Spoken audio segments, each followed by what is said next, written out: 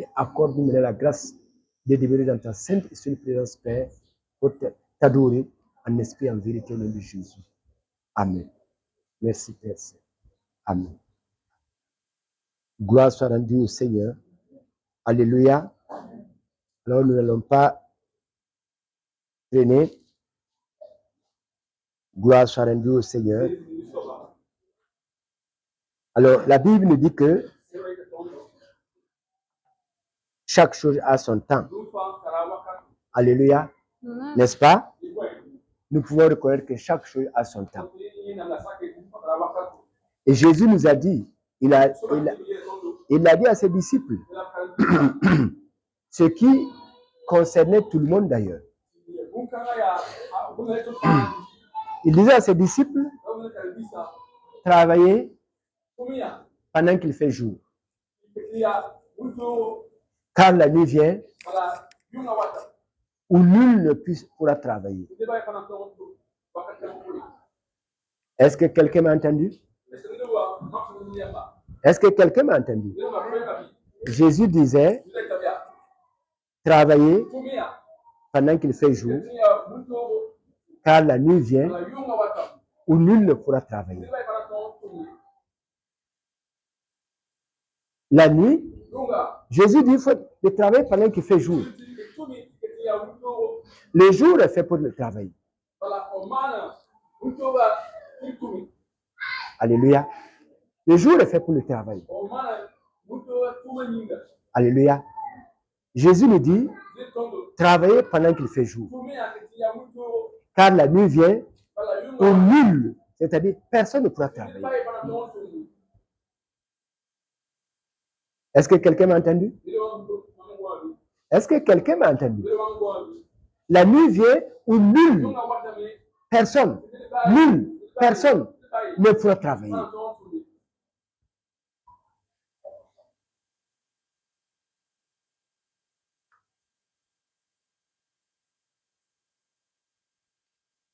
Donc la nuit, personne ne peut travailler. La nuit, personne ne peut travailler. Or, aujourd'hui, je voudrais que vous compreniez, nous sommes aujourd'hui la nuit.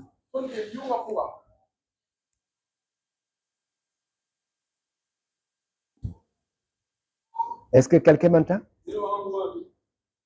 Est-ce que quelqu'un vous m'entendez? Ceux qui sont derrière également, vous m'entendez? Aujourd'hui, nous sommes la nuit. Qu'est-ce que c'est que la nuit? La nuit, c'est quoi?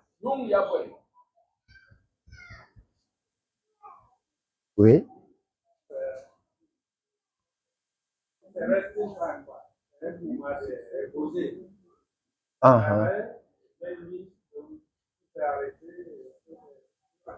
C'est le...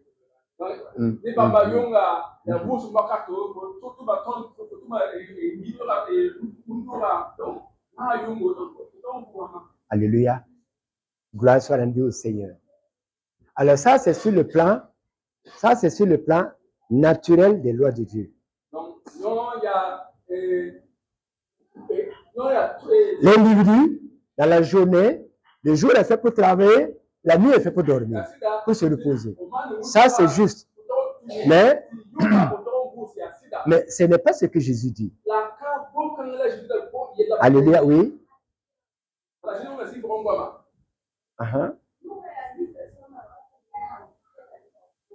Alléluia. Amen. Donc la nuit, ça parle d'un temps où le mal sera beaucoup élevé. Donc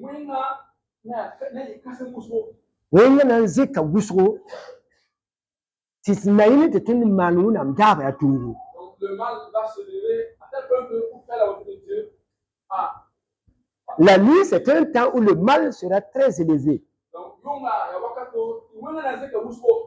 Or, vous savez que dans Matthieu 24, Jésus nous avait annoncé, dans Matthieu 24, on peut le lire un peu rapidement, il avait dit dans ce passage de Matthieu 24,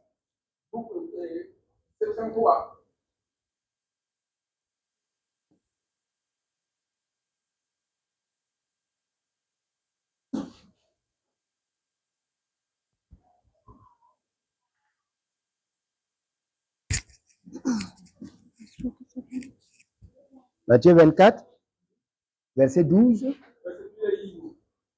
parce que l'iniquité sera accrue, l'amour du plus grand nombre se refroidira.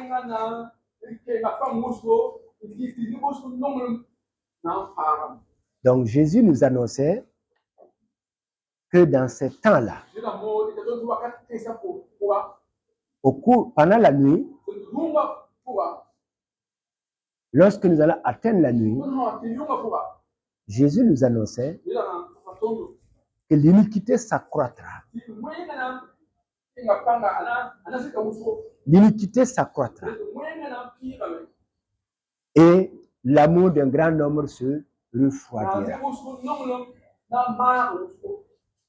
Vous voyez, cela, Jésus nous enseigne ici que lorsque le mal s'élève beaucoup, ça affaisse l'amour. Mais comment ça affaisse l'amour?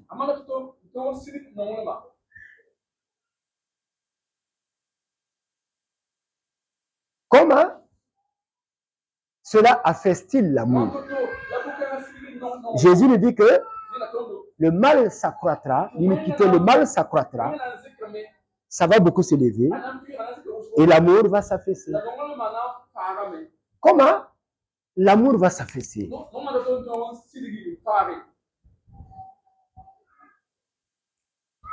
Hein? Oui? Hein? Oui. Oui. Mais comment concrètement l'amour va arriver à s'affaisser? Quelqu'un aime. Et comment est-ce que l'amour va s'affaisser? Oui. Parce que le mal est opposé à l'amour. Donc quand le mal gagne le cœur de l'homme, le mal est opposé à la haine, la vengeance, la méchanceté. Donc, c'est normal qu'il n'y ait plus l'amour dans le cœur pour pouvoir aimer. Alléluia. Quelqu'un n'a encore quelque chose à ajouter? En réalité, c'est vous dire que Jésus nous annonçait que dans ces temps-là, dans la nuit, c'est un temps de terribles combats, d'adversité. C'est un temps d'adversité, c'est un temps de terribles combats. Combat pourquoi? Parce que l'amour et le mal sont des adversaires. Ils ne cohabitent pas. Et dans ce temps-là, écoute-moi bien, si l'amour monte beaucoup, si le mal monte beaucoup, tu vas voir de plus en plus autour de toi beaucoup de gens qui n'aiment que le mal.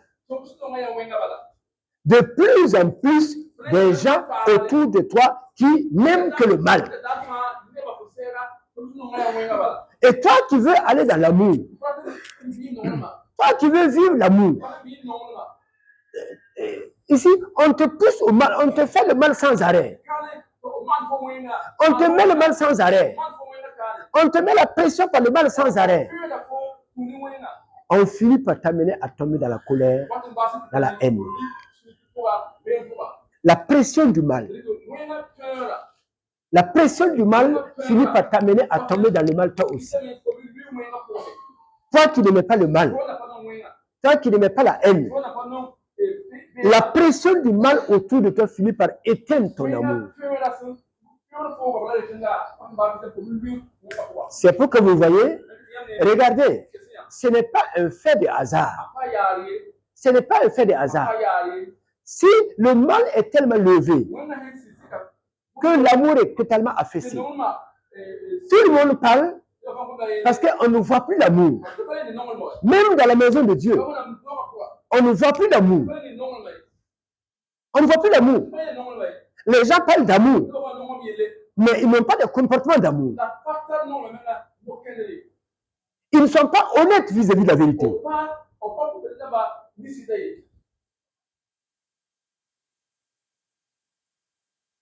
Or, quand il n'y a pas l'amour, c'est les gens qui souffrent. C'est comme des gens qui ont faim et qui ne trouvent pas à manger. Alléluia. Vous voyez? Le mal met la pression, le mal monte comment? Regardez, écoutez-moi bien. Vous croyez que c'est par un fait de hasard que l'argent arrive à être le premier Dieu de ce monde?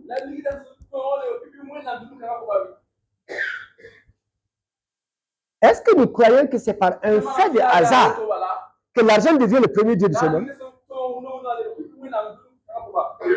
Vous croyez que c'est par un fait de hasard que l'argent domine aujourd'hui dans beaucoup de cœurs?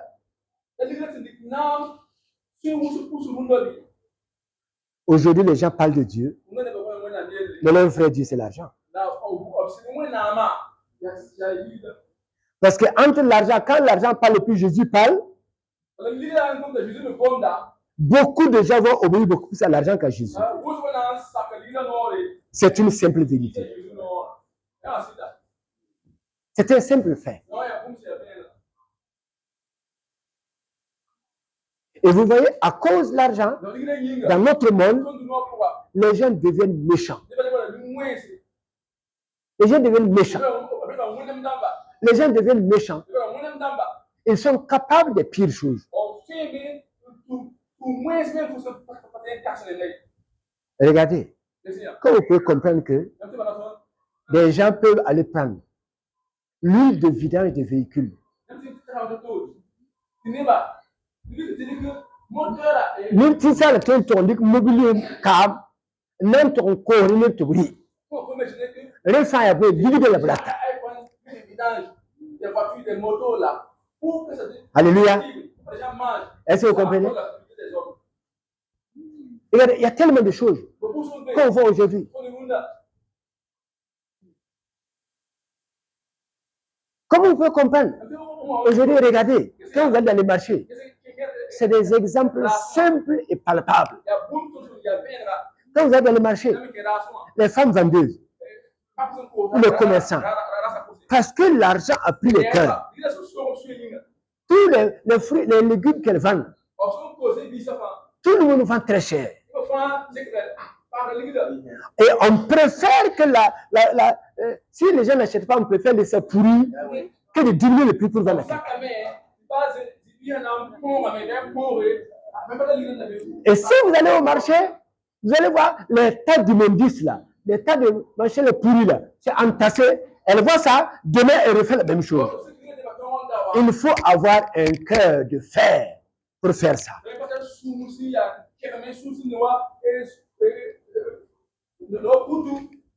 Il faut avoir un cœur de fer pour faire ça. Vous voyez? C'est de simples exemples pour montrer combien le mal est réellement monté dans ce temps. Quand vous voyez les gens entre eux, regardez pour une moindre chose, les gens s'énervent, c'est la bagarre. La violence domine sur les gens. Et qui est un signe que l'amour est absent. Quand vous voyez quelqu'un qui gueule comme un chien, c'est qu'il n'y a pas l'amour en lui.